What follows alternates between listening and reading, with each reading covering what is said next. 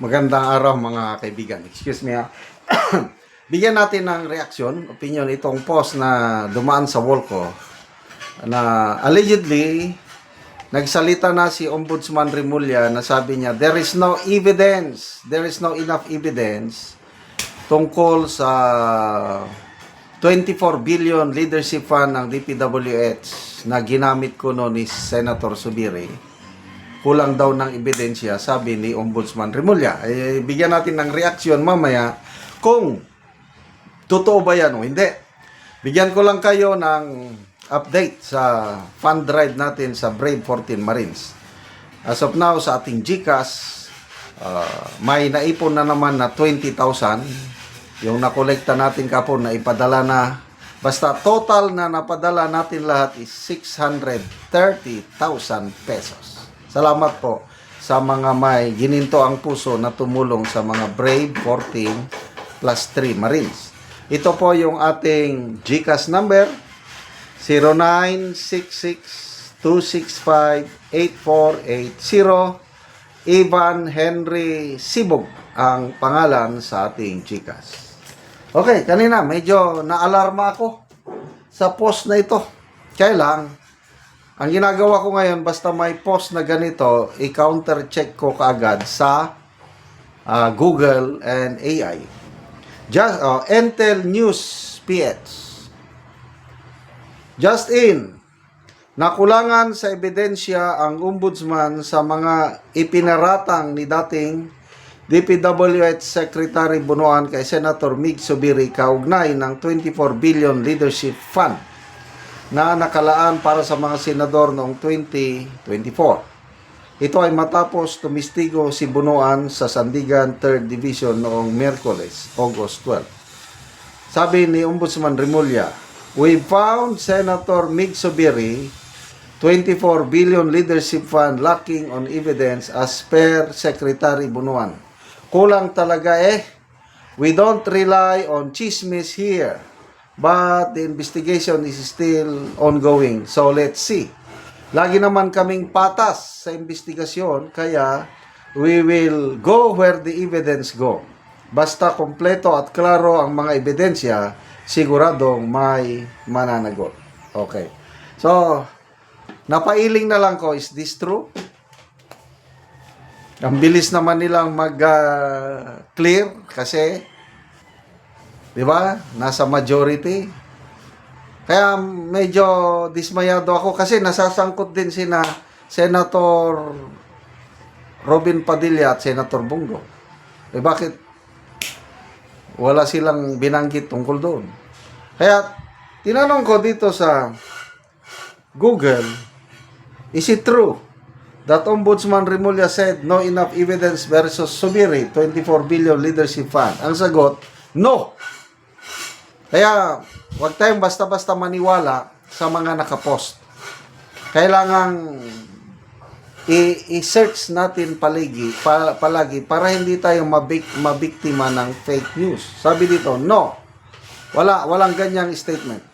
Ombudsman Jesus Crispin Boying Remulla has not made any statement declaring that there is no enough evidence against Senator Juan Miguel Zubiri regarding the alleged 24 billion leadership fund.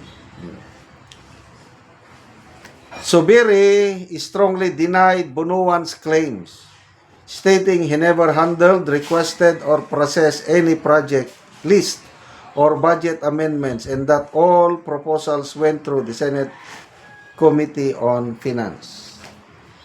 So ako, naniniwala ako na walang kinalaman si Senator Zubiri dyan.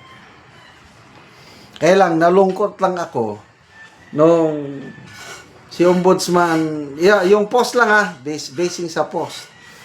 Akala ko totoo eh. Bigo. Binasa ko ang mga post.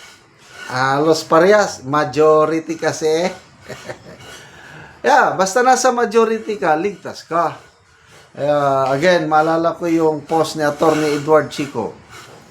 Kung tinanggap mo si Jesus Crispin na iyong tagapagligtas, bago ka nang nilalang. He's referring to Senator Joel Villanueva na pinapasaringan niya kasi religious man ito eh. Yung 2 Corinthians 5:17, yun ang sinasabi. If you are in Christ, you are a new creation. The old has gone, the new has come. Oh. Dahil pastor ito si Villanueva, yun. Pastor Villanueva, bago ka nang nilalang. Dahil sa tinanggap mo si Jesus Cristo na yung tagapagligtas, wala na yung kaso mo. So, anong update ngayon kay Romualdez? July 27, nung binanggit ng Pangulo na nalulungkot siya dahil kakasuhan na siya ng ombudsman. 3 weeks had passed. Anong balita? Wala pa rin. Mabuti na lang, tinanong ng foreign media, yung Pangulo, anong sabi niya? Wala akong alam yan. Wala akong pakialam. Bahalang ombudsman. Wow! Parang tunay, bahala daw ang ombudsman. Sige, bahalang ombudsman. Anong sabi ni Attorney Guanzon? Hindi ako naniniwala dyan. Malakas, yan. Malapit, very close, fraternity brothers yan. Martin Romualdez and Crispin Boying Remulla. I don't know anong fraternity. Matagal nang sinasabi niyan eh. Mag-brad daw sila sa fraternity. Kaya, hindi rin ako maniniwala na tutuluyan na sampahan ng kaso si Martin Romualdez. Kung tuluyan man, parang pakitang tao lang, mahinang kaso, ibabasura, hindi siya mabibigyan ng warrant of arrest. Yan ang aking opinion. Agree ako kay Congressman Edgar Erese na sabi niya, hindi siya naniniwala nakakasuhan ni Bongbong Marcos yang si Romualdez. Kasi yung mga ginawa ni Romualdez, hindi niya magawa na walang approval ang executive department. And I agree. Huwag nyo na kaming lukuhin. Dahil kami, puti ng aming buhok, nag-iisip din kami. Huwag nyo naman kaming insultuhin ang aming mga konting katalinuhan. Kahit konti lang, kahit konting pagtingin.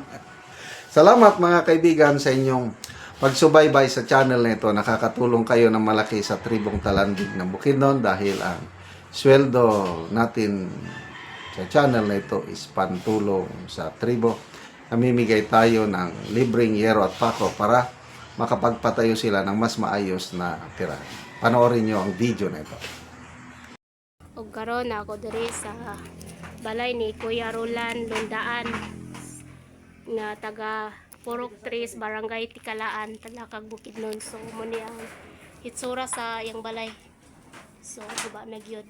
Huwag nang abusot pa ang yero. So kung muulan, tuluan na gyud kay sila. So muni ang pulihan nila. Ora ko tao. Dawatan dito sila alam na ipain.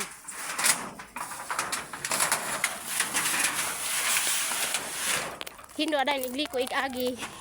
Kalau kita jusir. Dai mang kuya ha.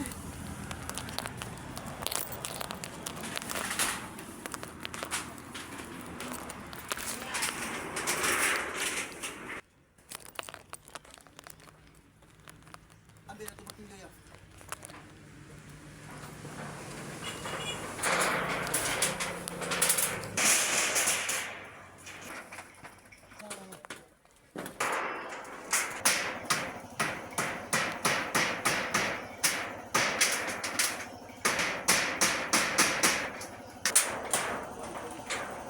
So karon human na gyud og atop si kuya sa iyang balay og pulis sa nangadaot na yang yero nga tuluan na. So dili na gid tuluan si kuya kay nahuman og atop. Salamat kayo sa hinabang kay kung wala mo yung nagtabang di pagid ko katok. So pila na dayto ka tuig kuya? Kuan. Sugod pagbarayani siyam. So siyam na ka tuig. So bantog ra tuluan na. So karon kuya napulihan naman gyud. So dako kayo pasalamat. Pasalamat nga nahihinabang ani abutikan sa inyo ha. So salamat kayo sa tanan. Kagino